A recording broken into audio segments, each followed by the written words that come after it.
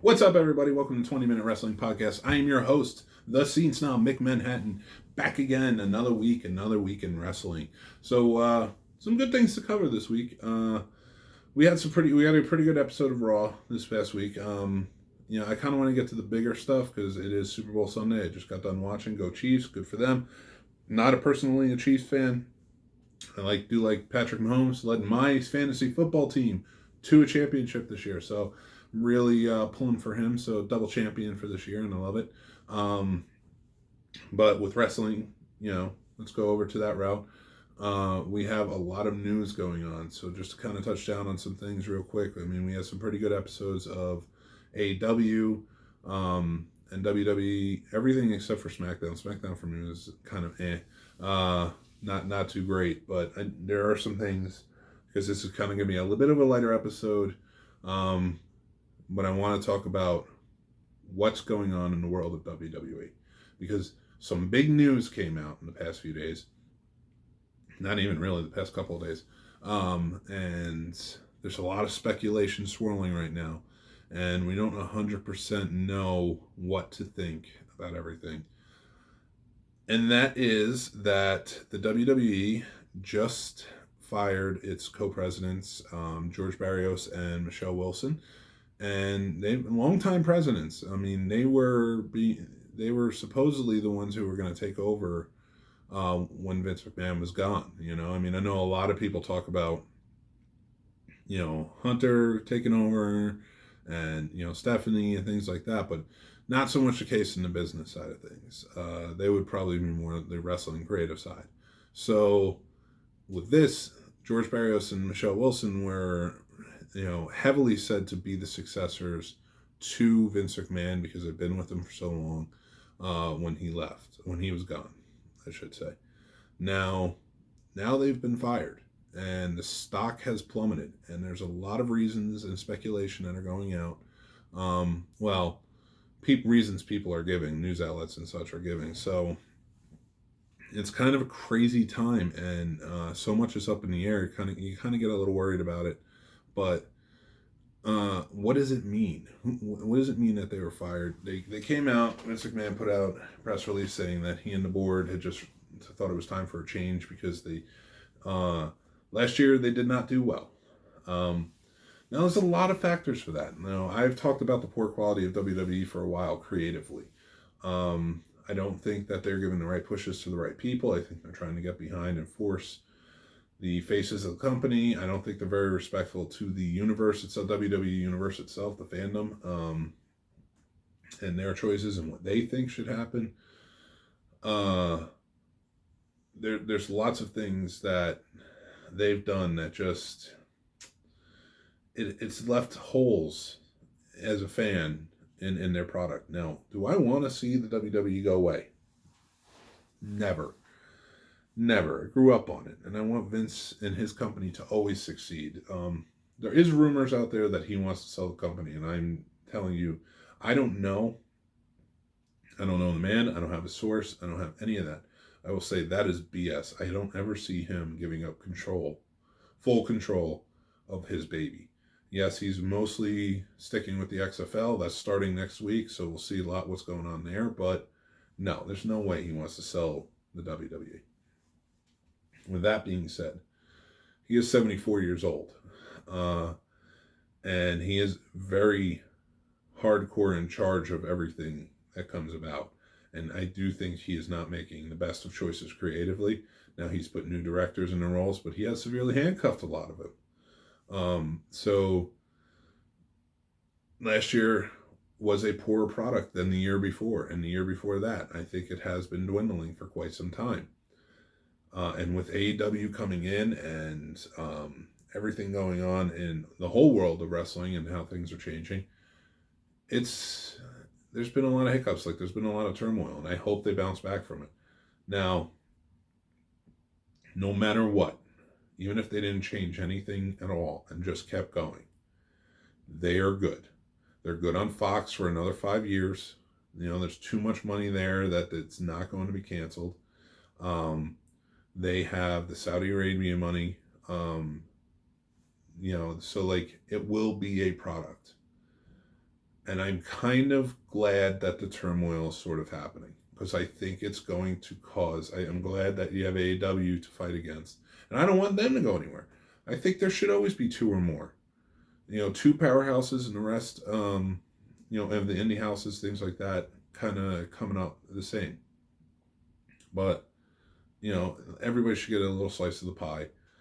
In some cases, the two biggest ones should probably get the bigger slices. But my feelings on all of this are that, yes, you're not going to see WWE go anywhere. I hope they make the changes that they need to make to succeed. I would like to see NXT become more of a contender. It just isn't, because they've made too many missteps, and I don't blame Hunter on that. I blame Vince, because I think he just got frantic with AEW and how they were doing. But AEW is not going anywhere either right now for the next few years, and that's a good thing. But I think I am hoping this is a blessing in disguise, where they kind of scramble and they say, okay, we have to make our product better, because the live events have been dismal. They're canceling live events. Then in return, that's making a lot of their locker room very unhappy. They're missing money.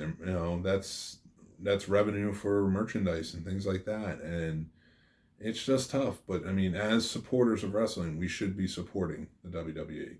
The live events are fun things to go to, and you can enjoy them. So try and go to them. But they need to do something about those ticket prices. It's tough to bring a family of 4 to these shows and, sit anywhere but nosebleed. And even then, it's still kind of tough to throw it out. Like, I'm not saying that they have to be dirt cheap tickets, but you got to give us something. You got to make it a little easier on us somehow, I don't think it warrants being that much, like where we have to spend $250, $300 for a live event. And it's the same price as if we go to a Raw, or the same price if we go to SmackDown, or pay-per-view. Pay-per-view, honestly, just a little more than that, but not much more. So, you can see where they're kind of hurting themselves, and they need to spruce up. You have an entire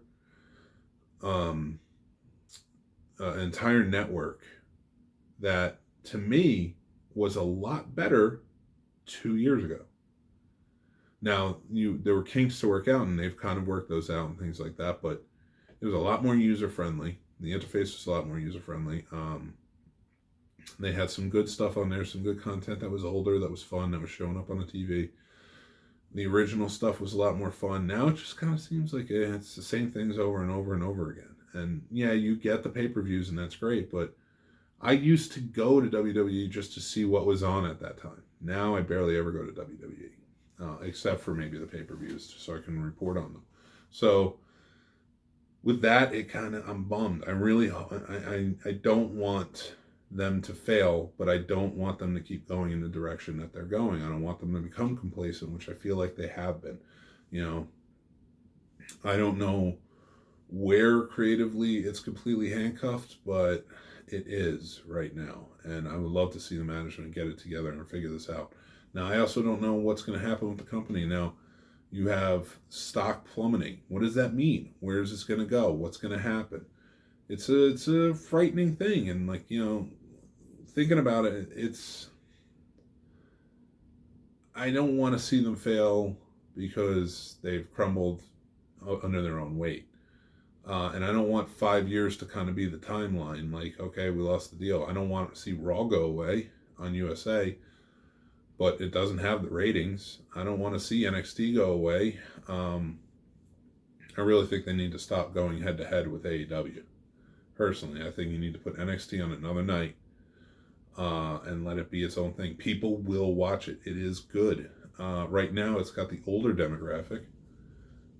That's why I think they need to change things creatively like AEW has, and kind of they go for that 18 to 49 demographic in their content. And they're not overly sexualized or anything like that. They're just not treating the 18 to 49 demographic like you should enjoy this like you were kids. Like punching, almost punching down in a weird way. But I want to see them do well. But I want to see WWE do well, but right now they're just doing so poorly and they're making some poor choices. The dog food thing on this past SmackDown, if you haven't seen it, was just abysmal. Like, it was stupid. I thought it was stupid Roman Reigns, but the way they handled it was stupid. When it was Roman Reigns, it was like the worst thing that could ever happen, and it built Baron Corbin up as a heel, so I got it. It was effective. But then this, it's like you have your good guys laughing and cackling and dumping dog food on this guy, and it's like, so you're no better. Are you really a babyface, or are you just another heel in disguise? Like, you're no better than he is. You know, because he did that to you. Like, you got your revenge. Great. Okay, good for you. No one cares. You know, it wasn't an effective thing, but they did it. They did it, and that's the type of, we're getting good matches, but we're not getting good stories, and people are seeing. You know, I think AEW is proving like good stories really do it, and if you cultivate them over time, and Vince did it before. Why can't we do it again? I don't know what's happening. I just wish it would change. And this is, I could keep talking about this till I'm red in the face, but it just is what it is. And it's just sad, man. It really is. But, you know, their stock is dropping, and I hope they can get it together and fix it up. I think we're going to see some people leave. Revival reportedly asked for their release again. Like, but Revival is going to go anyway. Revival is not staying. They're leaving. They don't care about the money. Supposedly they're offered way more money than Luke Ellis and Carl Anderson were offered when they were re-signed with them. But they want to leave, so they're going to leave. But I think you're going to see a lot more too. I think you're going to see a lot more talent take off. And I don't think you're going to see him all go to AEW. I don't think AEW is going to take on everybody and say, well, come over to us. We'll take care of you. Because they have their own thing going. And they have some names for themselves. So, like, they'll crush themselves. They'll be crushed under their own weight again if they do that. And they'll be doing the same thing that, WWE is doing. But I think, and I'm kind of hoping, again, this is speculation, I'm kind of hoping this is what will happen. We will see. If stars leave WWE, you'll see WWE become a better product, because now they have, these are the stars you have, these are who we have, these are who we're putting together. It's not like we have people in the background that you want to, in the back that you want to see, but we're not bringing out because we want you to push this guy. This is who we have to push. So that would be good. It would kind of free up the roster a bit. But then I hope, like, okay, yeah, AEW is probably going to get the bigger names, you know, whoever leaves. But then I hope others go to, like, Impact or New Japan or things like that and build them up, you know, put some star power behind them, and then let's see what happens there. Like, you could have such a fun time, you know, doing that and kind of cultivating talent in different areas, and then you have this bigger companies popping up, you know, Impact, Ring of Honor, you know, like, I would love that. I would love to see them become bigger and have the star power with them. You know, they do, don't get me wrong, they have star power, but they have star power for their level. So let's get some, okay, WWE made some stars, they left, now let's pull it up a little bit. And I just feel like that would be better for the world of wrestling. And let me know if you guys agree down in the comments, or message me, because I do like to talk about these things. But with that being said, I'm going to touch down on a couple other things in the wrestling world. One of them being Mr. John Cena showing up. Now, if you didn't see it a few days ago, but if you watched the Super Bowl, you probably definitely saw the trailer for Fast 9. And he is in it. And when it came in and I heard he was going to be in it, I was like, well, what is he going to be? He's just going to be a new member? How's this all going to work out? He is the bad guy. And I dig it. And a lot of people were complaining, and I think the best tweet I saw, someone was like, you know, you wanted a heel turn for years, and now you got one, so shut up. You know, it's true. So we have a John Cena heel turn. He is the bad guy in the Fast 9 movies. And the fun part is, he is Dominic Toretto, played by Vin Diesel's brother, his little brother, who looks about the same age, if not older. So I am very excited. I'm always excited for the Fast and Furious movies. I will always go see them. They're always a lot of fun. You know, they are exactly what they are, and that's the good part. And there's always a lot of heart in them, you know. It is funny. I kind of feel like with all the turmoil that was going on with The Rock, before I heard it had been squashed, I don't know for sure, but I had heard John Cena was cast before all that was squashed. So part of me says, like, okay, The Rock had an issue, he's not coming back. How do we say kind of F you to The Rock and like still get like that type of name? It's not as big as The Rock, but like that name, like you know who he is. You get John Cena, The Rock's adversary. I mean, for all intents and purposes, in the past 20 years, this biggest adversary has probably been John Cena. So you get John Cena, and now you make him actual family. You make him an actual blood connection to the character. So I'm not saying that's a slap in the face. I'm not saying that they did it for that purpose, but I'm saying if they did do it for that purpose, it's funny, and I like it. And I, again, will go and see this movie. I will enjoy it. I know I will. It will make $1 billion. They'll make the next one where he's probably on the team, which would make sense. And hopefully they'll bring The Rock and Statham back. And that will make sense. And I will love every second of it without asking any questions or having any issues. Same reason you watch Transformers movie. I want to watch big giant robots fight. I'm not going there to watch a Shakespearean type story.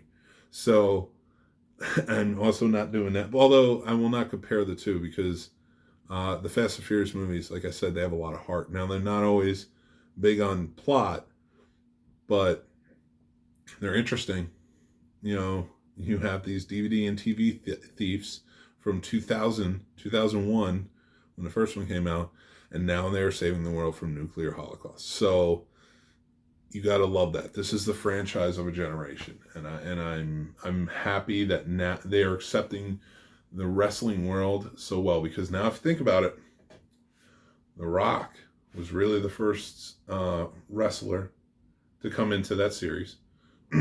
Granted, yes, he was an actor at the time, but he was the first wrestler to come into that series. And then through Luke and Hobbs, Hobbs and Shaw. Sorry, he's Luke Hobbs in the movie. Hobbs and Shaw, he introduced Roman Reigns. And Roman Reigns had no lines in that movie, but he was in that movie. So they accepted another wrestler in the world. And now Fast 9 is doing it again by introducing John Cena into the world and making him family. So I'm excited. I don't care if anybody else is. I think you are.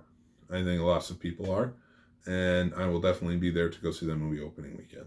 And I will definitely review it, so make sure you check that one out. So, with that being said, it was pretty good 20-minute wrestling podcast. Not much more to say on top of that, but just make sure that you are checking out all the other content on the scenesnobs.com. We have tons of shows. We have more shows coming out in the next month or two.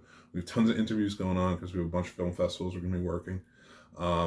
There's a new show, Married Movie Challenge, which I do with Mrs. Scene Snob, and we watch a really bad movie that one of us hasn't seen before. We pick our names out of the hat, and then one of us will pick a bad movie, and we'll watch it. Then we review it. We just did our second episode. Our first episode was From Justin to Kelly. Our second episode was The Room, so go check that out now. That's out. We also have the marriage movie podcast that we do. A Marriage Like That podcast, not the marriage movie. So go check that out. Let us know what you think. Follow me on Instagram and Twitter at The Scene Snob. Give us a like and subscribe here on YouTube or SoundCloud if you're listening. And make sure you hit the notifications button for all the content coming out. And also on Facebook, we have the Scene Snobs page. So look forward to hearing from you. And you guys have a good night. Take care.